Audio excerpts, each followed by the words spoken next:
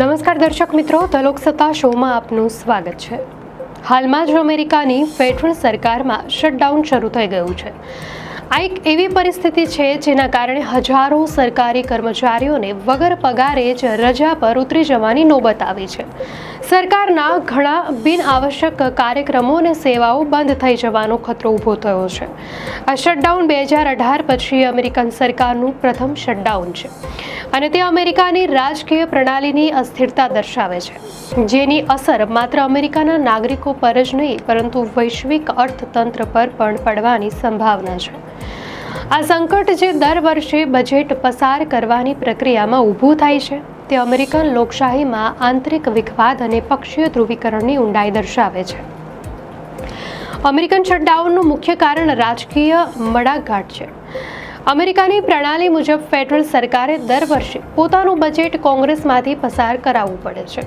જો સેનેટ અને house of representatives, જે કોંગ્રેસના બે ગૃહો છે, ફંડિંગ બિલ પર સહમત ન થાય અને સમયસર તેને પસાર ન કરી શકે તો સરકારી એજન્સીઓને પગાર મળતો નથી. આના પરિણામે કાયદાકીય રીતે બિનઆવશ્યક ગણાતી સેવાઓ અને ઓફિસોને બંધ કરી દેવામાં આવે છે, જેને શટડાઉન કહેવામાં આવે છે. વર્તમાન સંકટ ત્યારે શરૂ થયું જ્યારે અમેરિકન સેનેટમાં સરકારના ખર્ચ અંગે સહમતિ ન સધાઈ શકી. ડેમોક્રેટ દ્વારા રજૂ કરાયેલો સરકારને શટડાઉનથી બચાવવા માટે ફંડ ઉપલબ્ધ કરાવવાનો પ્રસ્તાવ 100 સભ્યના સદનમાં જરૂરી 60 વોટ ન મળવાથી 47 વિરુદ્ધ 53 મતથી નકારવામાં આવ્યો હતો. ત્યારબાદ રિપબ્લિકનનું ફંડિંગ બિલ પણ 55-45થી રદ થયું હતું. કોંગ્રેસ પર નિયંત્રણ હોવા છતાં રિપબ્લિકન પાસે બિલ પસાર કરવા માટે સેનેટમાં પૂરતા 60 મતોનો અભાવ છે. વ્હાઇટ હાઉસે આ સ્થિતિ માટે ડેમોક્રેટ્સને દોષી ઠેરવતા પોતાની વેબસાઇટ પર શટડાઉનનું કાઉન્ટડાઉન ક્લોક લગાવ્યું અને તેને ડેમોક્રેટ શટડાઉન ગણાવ્યું. બંને પક્ષો, ડેમોક્રેટ્સ અને રિપબ્લિકન, આ સંકટ માટે એકબીજાને દોષી ઠેરવી રહ્યા છે, જે આ રાજકીય સંઘર્ષની તીવ્રતા દર્શાવે છે. વ્હાઇટ હાઉસના મેનેજમેન્ટ અને બજેટ કાર્યાલયના નિર્દેશક રસેલ વોટની સહીવાળી જાહેરાત બાદ મંગળવારે મધરાત્રિથી સરકાર બંધ થઈ ગઈ. આ શટડાઉનની અસર માત્ર વોશિંગ્ટનના કોરિડોર સુધી સીમિત નથી, પરંતુ તે સામાન્ય અમેરિકન નાગરિકોના રોજિંદા જીવન અને દેશના અર્થતંત્ર પર પણ ઊંડી અસર કરે છે. કર્મચારીઓ અને સેવાઓ પર સીધી અસર. નિષ્ણાતોનો અંદાજ છે કે ફેડરલ સરકારના લગભગ 40% કર્મચારીઓ, એટલે કે 8 લાખથી વધુ કર્મચારીઓને કામચલાઉ ધોરણે વગર વેતને રજા પર મોકલી શકાય છે. જોકે ભૂતકાળમાં શટડાઉન સમાપ્ત થયા બાદ આવા કર્મચારીઓને તેમનું બાકી વેતન પાછલી તારીખથી આપી દેવામાં આવ્યું હતું, પરંતુ હાલના સમયમાં પગાર વિના રહેવાથી તેમને નાણાકીય મુશ્કેલીઓનો સામનો કરવો પડશે. ઘણી મહત્વની સેવાઓ પર પણ અસર પડશે, જેમ કે નેશનલ પાર્ક બંધ થઈ ગયા છે અને પર્યટન ઉદ્યોગને નુકસાન થશે. શ્રમ વિભાગ હેઠળ કાર્યરત બ્યુરો ઓફ લેબર સ્ટેટિસ્ટિક્સ બંધ રહેશે, જેના કારણે માસિક જોબ રિપોર્ટ જાહેર થશે નહીં.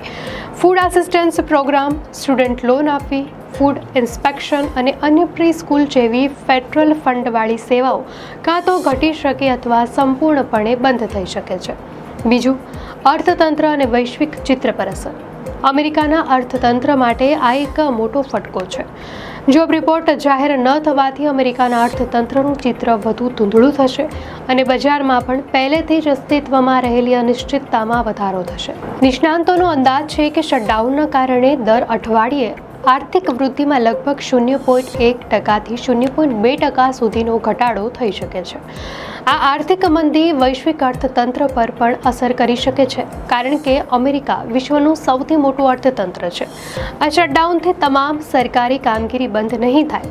આવશ્યક સેવાઓ જેમ કે સરહદ સુરક્ષા, હોસ્પિટલમાં તબીબી સારસંભાળ, કાયદા અમલીકરણ, સેના અને એર ટ્રાફિક નિયંત્રણ જેવા કાર્યો ચાલુ રહેશે.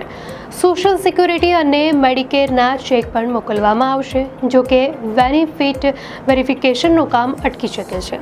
અમેરિકામાં છેલ્લા 50 વર્ષમાં શટડાઉન એક સામાન્ય ઘટના બની ગઈ છે. ટ્રમ્પના પહેલા કાર્યકાળ દરમિયાન આવું 3 વાર બન્યું હતું, જેમાં ઇતિહાસનું સૌથી લાંબુ શટડાઉન પણ સામેલ હતું, જે 36 દિવસ સુધી ચાલ્યું હતું અને જાન્યુઆરી 2019માં સમાપ્ત થયું હતું.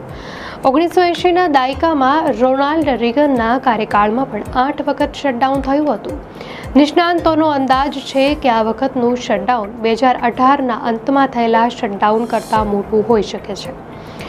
ટ્રમ્પ સરકારે આ સંકટમાંથી બહાર નીકળવા માટે તાત્કાલિક ઉકેલ શોધવો પડશે. ટ્રમ્પે કેટલાક કર્મચારીઓને માત્ર રજા પર મોકલવાની જ નહીં, પરંતુ નોકરીમાંથી કાઢી નાખવાની પણ ધમકી આપી છે, જેના કારણે કર્મચારીઓમાં ભય અને અર્થતંત્રમાં ઉથલપાથલ પેદા થઈ રહી છે.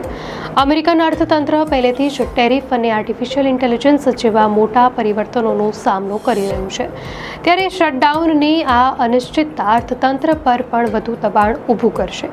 આ સંકટ અમેરિકાની રાજકીય ધ્રુવીકરણની ઊંડાઈ દર્શાવે છે, જેમાં રાજકીય પક્ષો રાષ્ટ્રીય હિતો કરતાં પક્ષીય સ્વાર્થને વધુ મહત્વ આપે છે.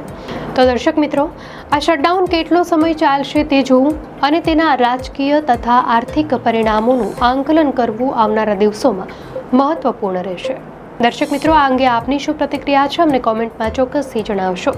અને જો આપને આ માહિતી સારી લાગી હોય તો વિડીયોને લાઇક કરો અને ચેનલને સબસ્ક્રાઇબ કરો.